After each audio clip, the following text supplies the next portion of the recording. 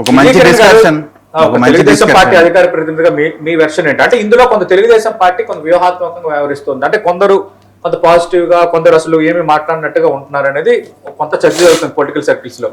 Sir ముందుగా మీకు strategy definitely అన్ని చెప్తానండి. మీకు ప్యానల్ సభ్యులు ప్రేక్షకులందరికీ కూడా నమస్కారం అండి. ఓకే, యాక్చువల్ గా నేను కూడా చాలా అగ్రెసివ్ గా ఎవరు మాట్లాడినా వెంటనే రియాక్ట్ అవుతా, కానీ ఇది చాలా ఇంపార్టెంట్. రాష్ట్రంలో దేశంలో రావణ్ అనేటువంటి వ్యక్తి తప్పు చేశాడా, ఒప్పు చేశాడా, ఆయన్ని మత ప్రాతిపదికన అరెస్ట్ చేశారా, లేకపోతే క్రిస్టియన్స్ కి సంబంధించినటువంటి 1950 ప్రెసిడెన్షియల్ ఆర్డర్ కి సంబంధించినటువంటి ఒక క్రైస్తవులకు సంబంధించిన మీటింగ్ లో పవన్ కళ్యాణ్ గారిని విమర్శించారు కాబట్టి యూఏపీఏ చట్టం పెట్టారా, ఆయన పైన కక్ష సాధింపుగా పెట్టారా, ఆయన చేసిన తప్పుకి కేసులు పెట్టారనేటువంటి దానిపైన ఈరోజు చర్చ జరుగుతూ ఉంది. వైఎస్ఆర్ కాంగ్రెస్ పార్టీ వాళ్ళేమో కాసేపు మేము పూర్తిగా అండగా ఉంటున్నాం, అదేవిధంగా లీగల్ సపోర్ట్ కూడా మేము ఇస్తున్నాం, మా పార్టీ పూర్తిగా రావణ్ యొక్క అరెస్ట్ ని ఖండించడంతో పాటుగా ఆయనకి అండగా నిలబడతాం, ఇది నా మాట కాదు జగన్మోహన్ రెడ్డి గారు చెప్పిన మాట అని స్వయాన అంబటి రాంబాబు గారు చెప్పారు. సో వైఎస్ఆర్ కాంగ్రెస్ పార్టీ రావణ్ అనేటువంటి వ్యక్తికి పూర్తి అండదండలు ఇస్తా ఉన్నాం, అతన్ని ప్రోత్సహిస్తా ఉన్నాం, అతన్ని కాపాడతాం, అతని కోసం ఎంతకైనా పోరాడతాం అనేటువంటి మాట వాళ్ళు ఒక లైన్ లో చెప్పారు. అది జరిగిన కొన్ని రోజులు అంటే ఒక 1-2 days తర్వాత కొంతమంది అవునని కాదని అంటే డబుల్ స్టాండర్డ్ గా, ట్రిపుల్ స్టాండర్డ్ గా వాళ్ళకి సరైనటువంటి స్టాండ్ లేకుండా మాట్లాడుతూ ఉన్నారు, అయోమయంలో పడిపోయారు. ఎందుకంటే సార్ ఇక్కడ జరిగినటువంటి అంశం ఒకటి చెప్తా ఉన్నా, వెంకటరెడ్డి గారు ఒకటి అడిగారు. నేను అంటే ఇందాక సోదరుడు చెప్తూ నేను బీజేపీ లాగానే మాట్లాడితే ఎన్డీఏ కూటమి లాగా నా పర్సనల్ గా మాట్లాడుతా అన్నాడు. నేను చెప్తా ఉన్నా తెలుగుదేశం పార్టీ కార్యకర్తగా, నాయకుడిగా ఆ పార్టీని రిప్రజెంట్ చేస్తూ ఈ అనేక డిబేట్లో మాట్లాడుతున్నాను, ఈ డిబేట్లో కూడా మాట్లాడుతూ ఉన్నాను. మా పార్టీ ఖచ్చితంగా అన్ని మతాలకి సమానమైనటువంటి గౌరవంతో పాటు ఏ మతాన్ని కూడా అవమానించేటువంటి ఆలోచన ఉన్న వాళ్ళని ఖచ్చితంగా చట్ట ప్రకారం చర్యలు తీసుకుంటానికి ఎక్కడా కూడా వెనకాడం ఒకటి.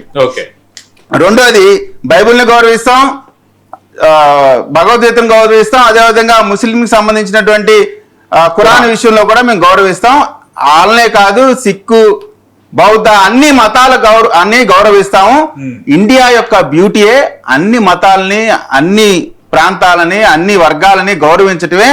ప్రపంచంలో ఇండియాకు ఉండేటువంటి బ్యూటీ అనేకమైనటువంటి మతాలు కూడుకున్నటువంటి దాంట్లో ఇక్కడ ఉన్నటువంటి మతాలు డైవర్షన్స్ ఎక్కడా లేవు. అయినప్పటికీ కూడా గౌరవిస్తాం. అంటే ప్రపంచ దేశాల్లో భారతదేశానికి ఉన్నతమైనటువంటి ఒక గొప్ప, అందరూ కూడా చాలా మంచిగా కొనియాడేటువంటి ఒక దేశం భారతదేశం. ఒకే మతం ఉన్నప్పుడు కూడా కొట్టుకు సస్తున్నటువంటి దేశాలు మన చుట్టుపక్కల అనేకమైన ఉన్నాయి. ముస్లిం దేశాలు ఉన్నాయి, ఒకే మతం కానీ కొట్టుకొని చచ్చిపోతా ఉన్నారు. తప్పు పట్టినప్పుడు ప్రశ్నిస్తున్నప్పుడు అలాగే ముస్లింలని, క్రిస్టియన్లని తప్పుపడుతున్న వాళ్ళని ఎందుకు ప్రశ్నించకూడదు, వాళ్ళకి ఎందుకు ఉపాధి చట్టం పెట్టకూడదు సార్? వెంకటరెడ్డి గారు, వెంకటేష్ గారు అదే ఖచ్చితంగా మీరు చెప్పిన క్వశ్చన్ చెప్తాను, గౌరవిస్తాం. అదేవిధంగా రాధా మనోహర్ దాస్ అనేటువంటి వ్యక్తి ఆ రోజున అంటే నాకు తెలిసి కొన్ని నెలల క్రితం, సంవత్సరం క్రితం ఎప్పుడో మాట్లాడాడు. ఖచ్చితంగా దానిపైన ఎఫ్ఐఆర్ నమోదైంది. ఉపా చట్టం మీద అరెస్ట్ చేయలేదా అని అడుగుతా ఉన్నారు. నేను ఒకటే చెప్తున్నా, ఇవాళ రావణ్ పైన కూడా ఎందుకు కేసు పెట్టారు? ఉపా చట్టానికి సంబంధించి 5% 3% శిక్షలు పడతా ఉన్నాయి, అవన్నీ కూడా తప్పుడు కేసులు అన్నారు. 2018లో 27.2%, 2019లో 29.2%, 2021లో 32.9%, 22లో 18.27%, 19 నుంచి 23 వరకు 6%. ఇది శిక్షలు పడినటువంటి యూఏపీఏ చట్టంలో పెట్టినటువంటి వారి పైన పడినటువంటి కన్విక్షన్ రేట్ అది. మీరు కావాలంటే రికార్డ్స్ లోకి వెళ్ళొచ్చు, మీకు క్లియర్ గా అర్థమైపోతుంది. ఇక ఎందుకు రావణ్ మీద ఎందుకు ఇంత పెద్ద సెక్షన్ పెట్టారంటే, రావణ్ చేసినటువంటి తప్పు ఏంటంటే హిడ్మా అనేటువంటి ఒక మావోయిస్టు నేత ఉన్నాడు.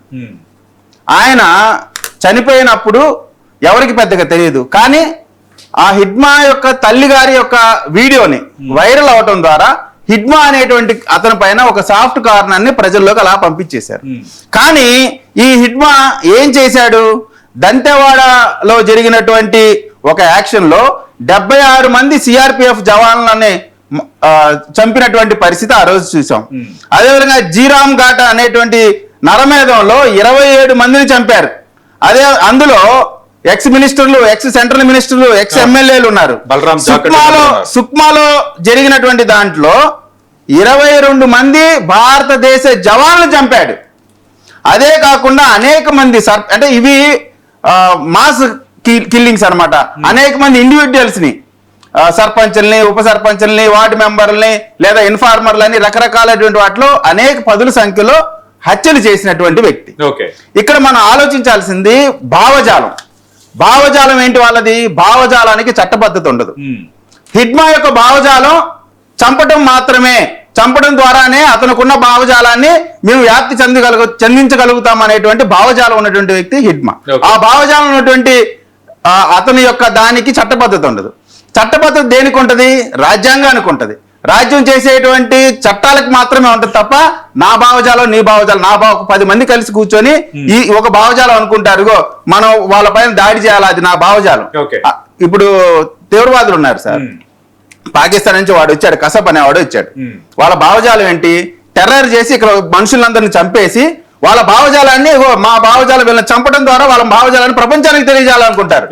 అది వాళ్ళ భావజాలం. ఆ భావజాలాన్ని ప్రమోట్ చేసి దాన్ని ముందుకు తీసుకెళ్లే విధంగా మాట్లాడి ఆ హిడ్మా చేసినటువంటి నేరాలని కొనియాడుతూ అతను మంచి వ్యక్తి, అతను మార్గంలో నడవాలి అనేటువంటి వీడియోలకు సంబంధించినటువంటి, అతను ఎంకరేజ్ చేసేటువంటి వీడియోలకి ఆధారంగా జరిగినటువంటి యుఏపిఏ చట్టం హిందువుల, మన క్రిస్టియన్ల, ముస్లింల అనేటువంటిది కాదు ప్రధానమైనటువంటిది.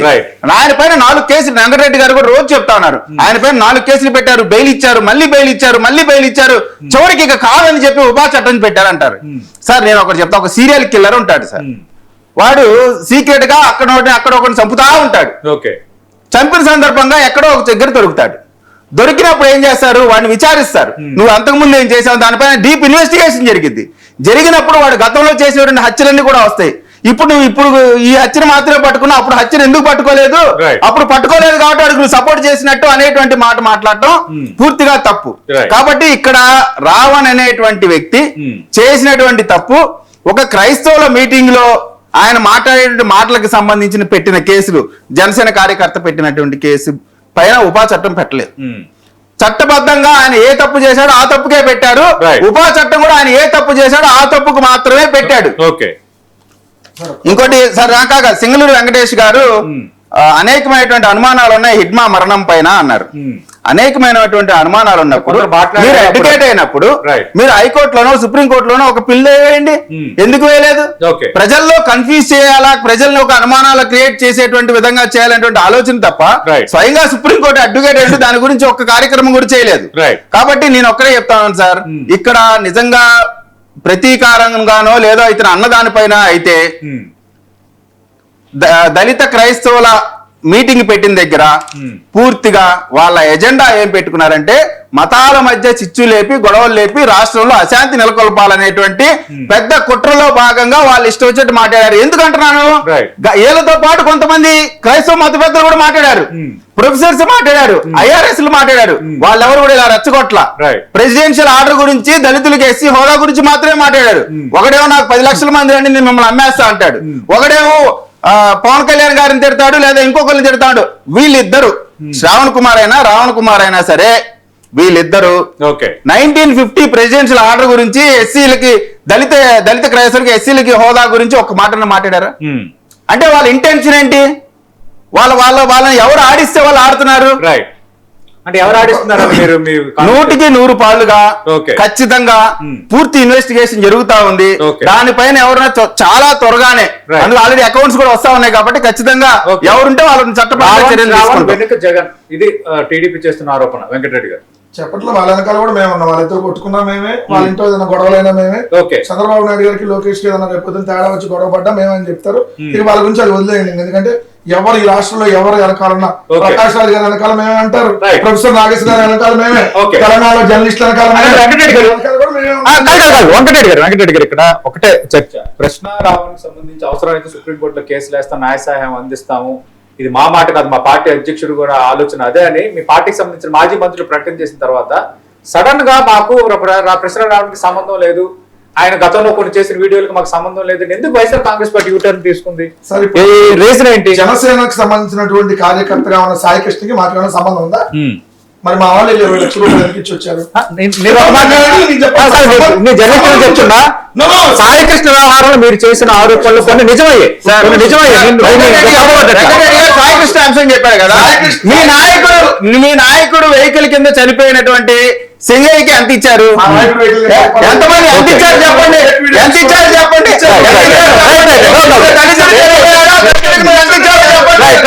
Ultimate target Pawan Kalyan sir వాళ్ళకి. వీళ్ళు అన్ని కూడా అన్ని అక్షరాలు కూడా పవన్ కళ్యాణ్.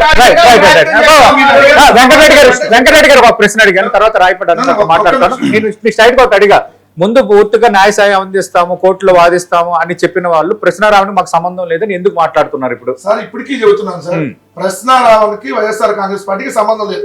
ఆ ప్లేస్ లో ప్రశ్నారావణ్ కాదు, తెలుగుదేశం పార్టీకి సంబంధించినటువంటి కార్యకర్తలు అదే చేస్తాం. న్యాయ సాయం అందిస్తారా? ఉపా చట్టం ఇప్పుడు కేసులు ఉన్నాయి కాబట్టి వైఎస్ఆర్ కాంగ్రెస్ పార్టీ ప్రశ్నారావుని న్యాయ సాయం అందిస్తుందా?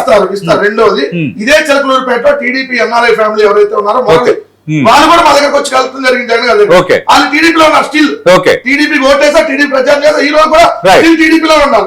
అయినా మేము మద్దతు, మా దగ్గరకు వచ్చారు కాబట్టి మేము మద్దతు తెస్తాం. సేమ్ ఈ రోజు రావడానికి వైఎస్ వివేకానంద రెడ్డి గారి కూతురు జగన్మోహన్ రెడ్డి గారి సోదరు కూడా నాకు సహాయం చేయండి నా తండ్రి మరణానికంటే ఆ విషయంలో మీరు అడ్డుపడి మీరు కనబడతా ఉంది.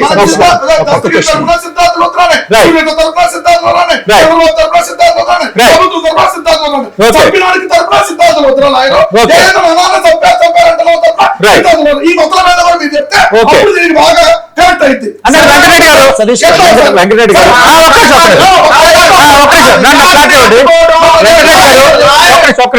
వెంకటరెడ్డి గారు అంటే ఇప్పుడు సిద్ధార్థ లోద్రా ఇవన్నీ మీరు తెస్తున్నారు. గతంలో మీ తరపున, మీ పార్టీ నేతల తరపున కేసులు వాదించడం కూడా తర్వాత తెలుగుదేశం పార్టీ తరపున వాదించారు. అంటే వాటి నుంచి లేదు. సుప్రీంకోర్టు వివేకానంద రెడ్డి గారిని చంపారు, దాని మీద ఎంక్వైరీ చేయమని ఆ తరపున లాయర్ ఎవరు? సిద్ధార్థ లోద్రా. వాళ్ళ నాన్న అంటే వివేకానంద రెడ్డి గారు. ఇప్పుడు మన టాపిక్ డైవర్ట్ అవుతుంది. మన టాపిక్ డైవర్ట్. రాయపడారన్ గారు వైఎస్ఆర్ కాంగ్రెస్ పార్టీ ఏం చెప్తుందంటే ప్రశ్నారావు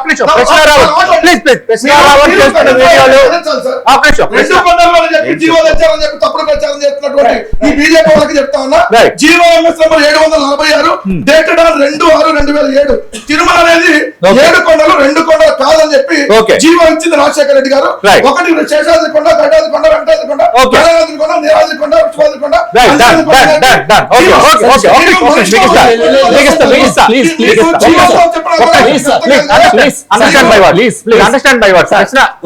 ఒక్క మాట క్లోజ్ చేస్తాం సార్. రాజశేఖర రెడ్డి గారు పుట్టక ముందు నుంచే సనాతన ధర్మం ఉంది. ఎవరు చెప్పినా కానీ 7 కొండలవాడ వెంకటరమణ గోయిందా గోయిందా అంటాం. మాకు ఎవరు జస్టిఫికేషన్, ఎవరు జీవోలు అవసరం లేదు. సనాతన ధర్మంలో ఎప్పుడు 7 కొండలు రాశారు. Point number 1. పాయింట్ నెంబర్ 2, 2 కొండలు సమయం ఇవ్వాలి, నాకు సమయం ఇవ్వాలి, నాకు సమయం ఇవ్వాలి. సిగ్గులేని మాటలు మాట్లాడొద్దు. నాకు సమయం ఇవ్వాలి, నాకు సమయం ఇవ్వాలి. నేను మాట్లాడాలా, నాకు అయిపోవాలా. ఆయన ఆపడు, ఆయన ఆపడు, ఆయన ఆపడు సార్. బోమన కరుణాకర్ రెడ్డి గారే 2 కొండలను జీవో తీసుకొస్తే ఆ 7 కొండలను జీవో తీసుకొచ్చారు. 2 కొండలను తీసుకొచ్చింది వాళ్ళే. మీరే తీసుకొచ్చారు 2 కొండలని. మీ బోమన మాట చూపిస్తా, మీరు రాజీనామా చేస్తారా? మీ బోమన కరుణాకర్ రాజీనామా చేస్తే మీరు 2 కొండలు తీసుకొచ్చింది మీరే. ఎన్నిసార్లు అబద్ధాలు సార్? ఆంధ్ర రాష్ట్రానికి ఎన్నిసార్లు